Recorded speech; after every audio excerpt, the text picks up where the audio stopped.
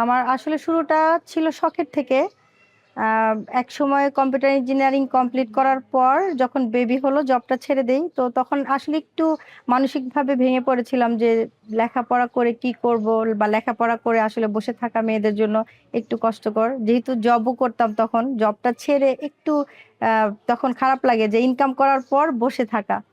তো আমি যেহেতু টাঙ্গাইলের মেয়ে, আমার শুরুটা ছিল টাঙ্গাইল শাড়ি থেকে। আমি যেটা করতাম যে আমি যেহেতু আঁকা আঁকি জানতাম, টাঙ্গাইল থেকে শাড়ি এনে আমি ওটার মধ্যে একটু এঁকে তার উপর আবার একটু হাতের কাজ, যেটা নকশি সেলাই বলা যায়, ওই নকশি কাজ করে করে আমি প্রাথমিকভাবে যেটা করতাম যে আমার যারা কলিগ সার্কেল, ফ্রেন্ড সার্কেল তাদেরকে দেখাতাম এবং সেখানে আমার বিক্রি হতো অর্ডার।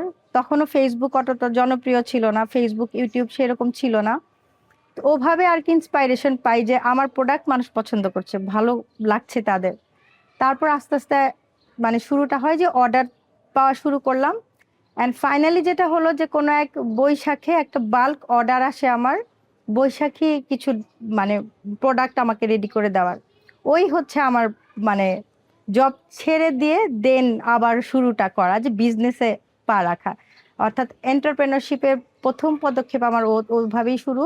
একেবারেই জিরো ইনভেস্টমেন্ট বলতে পারি, যে আমার কাজ দেখে আমাকে যারা অর্ডার করেছিল তারা আমাকে অ্যাডভান্স করে কিছু টাকা, তো সেই টাকা থেকে আমি ম্যাটেরিয়াল কিনি এবং আমার কাজ তাদের এতটা পছন্দ হয় যে পরিমাণে পরে আরেকটু বাড়িয়ে দেয়। তারপর ওই যে টাকাটা, সেই টাকাটা দিয়েই আমার বুটিকের যে একটা পথ চলা, সেটাই আমার শুরু। তারপর আসলে আর পেছন ফিরে তাকাতে হয় নাই। একটা সময় বেশ ভালো পরিসরে আমি শুরু করলাম, আমার হাত ধরে আস্তে আস্তে অনেকের কর্মসংস্থান শুরু হলো। পরে ফাইনালি যেটা হয় যে মেয়েদের মাঝখানে আবার যখন মানে একটু বিরতিতে আসি আমরা মেয়েরা, যখন আমরা মা হই, তো আমারও তাই হয়েছে যে আমার তিনটা কন্যা, তিন মেয়ে, তিন মেয়ের মা আলহামদুলিল্লাহ। তো ওই গ্যাপে গ্যাপে আমার থেমে থেমে করা এই বুটিকের মানে চলমান অবস্থাতেই একটা সময় মনে হলো যে আমারই যারা কাস্টমার তারা আমাকে একসময় বললো যে আপু আপনার হাতের কাজ অনেক সুন্দর, বা আপনি তো ব্লকের কাজ করছেন, টাইডাই করছেন, সুই সুতোর কাজ করছেন, আমাদেরকে একটু শেখান, আমরাও শিখতে চাই। তখন হঠাৎ মনে হলো যে তাহলে তো আমি শেখাতে পারি।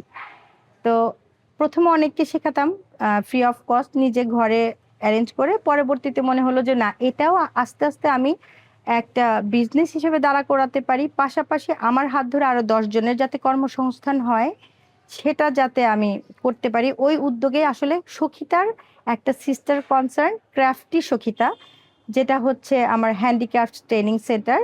অ্যান্ড আলহামদুলিল্লাহ আমার এই ট্রেনিং সেন্টারটার বয়স 6 বছর শেষ করে এই বছর আমরা সাথে পা রেখেছি এবং বর্তমানে প্রায় 60+ আইটেমের উপর আমরা ট্রেনিং করাচ্ছি।